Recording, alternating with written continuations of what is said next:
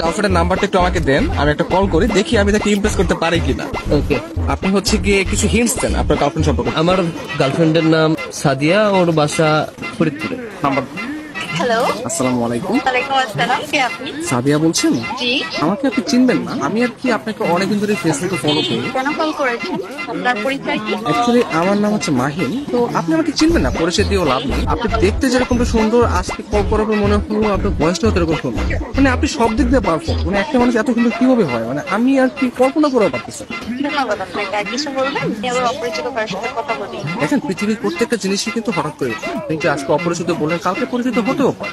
পরিচিত হতে তার ক্ষতি নেই, তাই না? অবশ্যই। কথা আমি ক্লিয়ারলি শুনতে পাই না, আবার একটু বলবেন?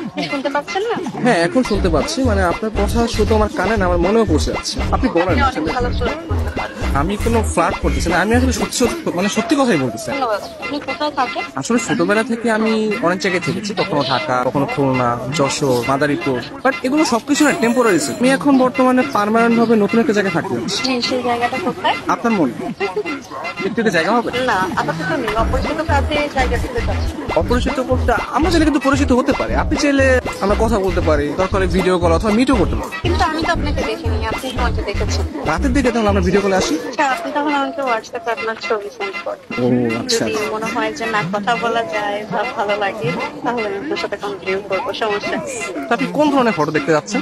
আপনার কিছু ওয়াও টাইপের ছবি দিন, যেগুলো দেখে আমার ভালো লাগবে। আচ্ছা ঠিক আছে, আমি আপনাকে কিছু আমার সত্য সত্য পিক পাঠিয়ে। তার বাচ্চা সুন্দর সুন্দর গান হঠাৎ দিয়ে দিই।